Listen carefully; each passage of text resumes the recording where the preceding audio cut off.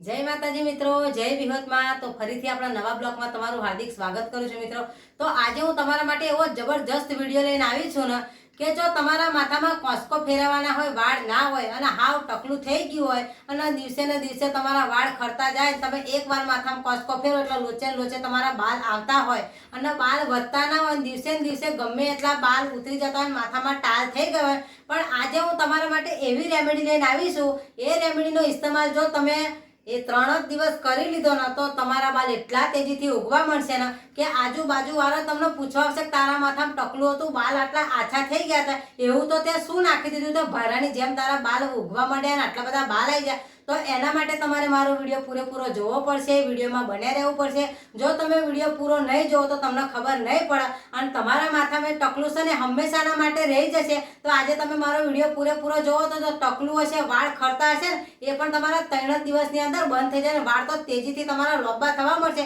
એકદમ ભારાની જેમ તમારા વાળ થઈ જશે। તો ચાલો મારી સાથે વિડીયોમાં બન્યા રહો। આપણે રેમેડી કેવી રીતે બનાવવાની છે, એની અંદર કઈ કઈ સામગ્રી નાખવાની છે એ પણ હું તમને બતાવી। तो मित्रों તમે जो वीडियो स्टेप बाय स्टेप જોશો તો તમને ખબર પડશે। જો વિડિયો અધૂરો મૂકી દેશો તો તમને ખબર નહીં પડે કે આપણે જે જાદુઈ નુસ્ખો બનાવવો છે ને એની અંદર કઈ કઈ વસ્તુ લેવાની છે, એની અંદર શું શું નાખવાનું છે એ પણ હું તમને વિડિયોમાં બતાવી દઉં। તો ચાલો આપણે શરૂ કરીએ। જોઈ લો આજે આપણે ગેસ થઈ ગયો છે એટલે આપણે લઈ લીધી છે સગડી। આપણે સગડીને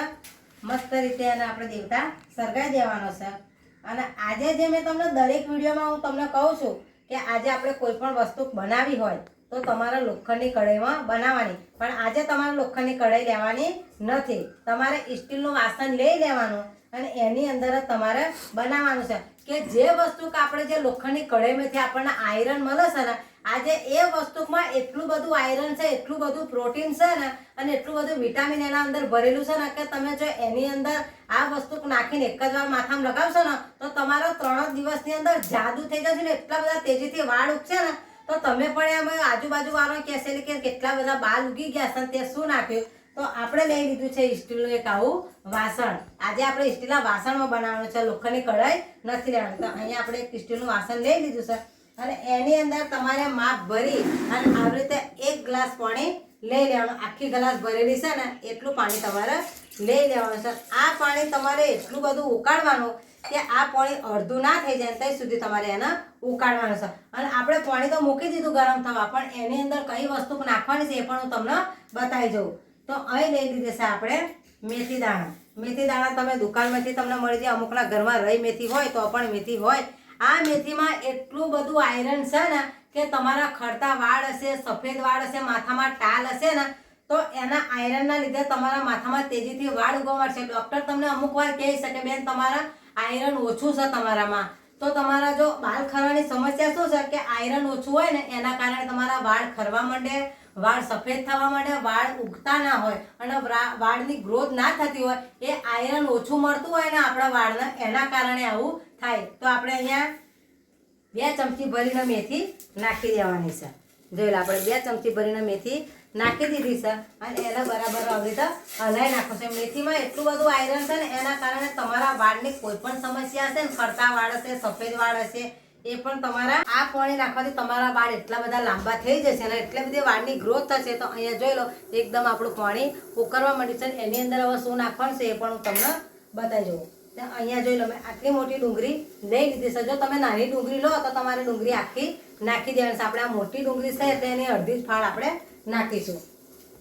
તો અહીંયા ડુંગળી નાખો ને, ડુંગળીમાં પણ એટલા બધું વિટામિન ને એટલું બધું તત્વ હોય છે ને કે તમારા વાળ ખરતા હોય, ઉતરતા હોય અને વાળની ગ્રોથ ના થતી હોય ને તો પણ ડુંગળી તમને એમાં મદદરૂપ બનશે અને તમારા વાળની કોઈ પણ સમસ્યા હશે, વાળ આછા હશે ને તો પણ તમારા વાળ આવવા મળશે। તો અહીંયા આપણે અડધી ડુંગળી લઈ લીધી, એને કાપી લેવાની છે। આવી રીતે તમારે ઊભી ડુંગળી કાપી લેવાની અને આપણે જે મેથી નાખી હતી ને એ પણ હું તમને અત્યારે બતાવી દઉં કે જોઈ લો અહીં મેથી દાણા આપણે છે એકદમ ઝીણા ઝીણા છે વાટકીમાં,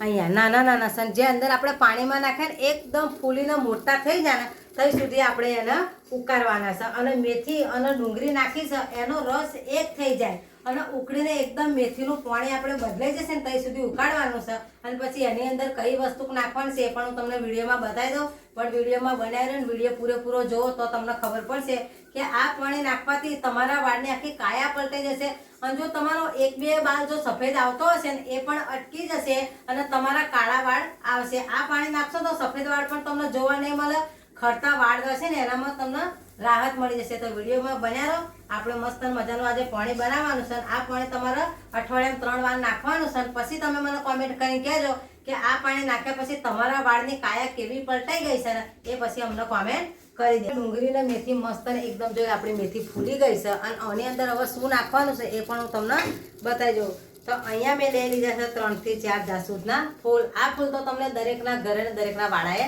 મળી જતા હોય છે તો આ ફૂલ તમારે લઈ લેવાના છે એ ફૂલના પાન તમારે આવી રીતે નાખી દેવાના જાસૂદમાં બહુ ઠંડક હોય છે એટલે તમારા માથામાં ઠંડક પણ મળશે અને તમારા વાળના પોષણ પણ મળશે અને તમારા વાળ મસ્ત અને એકદમ તેજીથી ગ્રો થવા મળશે તો આપણે અહીંયા જોઈ લો જાસૂદના ફૂલ નાખી દીધા છે અને એને આપણી રીતે હલાવી દેવાના છે જોઈ લો જાસૂદના ફૂલો નાખ્યા ને એટલે એકદમ એનો કલર બદલાઈ ગયો છે એકદમ ચેન્જ થઈ ગયું લાલ બમ ફૂલ નાખ્યું હતું અને અત્યારે કેવું થઈ ગયું છે એટલે જાસૂદના ફૂલને પણ આપણે બરાબર 3 વસ્તુને ઉકાળી લેવાની છે તો મિત્રો આપણે 3 વસ્તુ તો ઉકાળી લીધી મસ્ત અને ઉકળી ગયું છે અને આપણું પાણી પણ અડધો અડધ થઈ ગયું પણ આની અંદર હજુ એક વસ્તુ નાખવાની છે એ પણ હું તમને વિડીયોમાં બતાવી દઉં કે એ વસ્તુ નાખવાથી તમારા વાળ એક વાર તમે ગણી લેશો ને એવા રેશમ જેવા છૂટા થઈ જશે અને તમે એને ધોશો પછી વાળના ઊંચા કરશો તો એક બાલ તમારે ગણી લેવાનું એટલા સિલ્કી અને શાઇની તમારા વાળ થઈ જશે પણ આ પાણી આપણું હવે ઉકળી ગયું છે એની અંદર એ વસ્તુ આપણે નાખીશું પાછળથી તો તમે વિડીયોમાં બન્યા રહો વિડીયો પૂરેપૂરો જુઓ કે એ વસ્તુ હજુ આપણે કઈ નાખવાની છે તો આ આપણે 3 વસ્તુને બરાબર ઉકાળી લીધી છે અને એનો કલર પણ બદલાઈ ગયો હું તમને બતાવી દઉં જોઈ લો એકદમ મસ્ત એનો કલર બદલાઈ ગયો છે હવે આપણે આને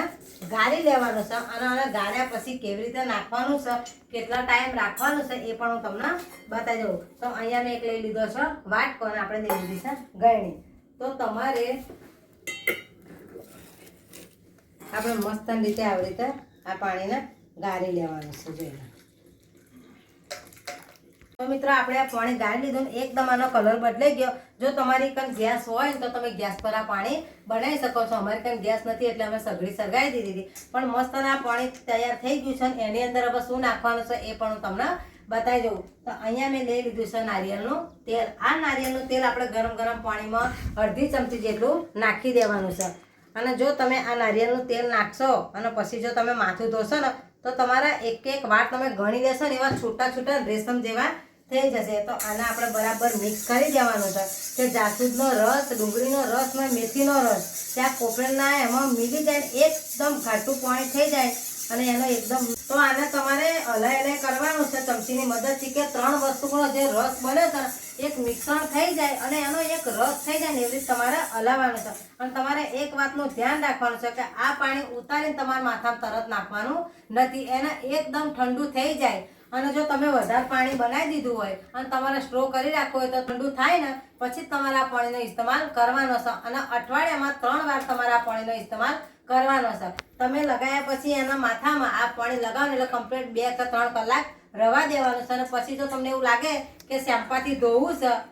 તો શેમ્પાથી ધોવાનું એટલે ચોખ્ખા પાણીએ ધોઈ નાખવાનું અને તમે 3 વાર આ પાણીનો ઇસ્તેમાલ કરશો ને તો તમારા વાળ એટલા ત્રકલું હશે ને તો પણ બાલ આવી જશે માથામાં બાલ ખરતા હશે ને એનામાં પણ તમને રાહત મળશે સફેદ વાળ હશે ને એ પણ અટકી જશે અને 3 વાર નાખવાનું છે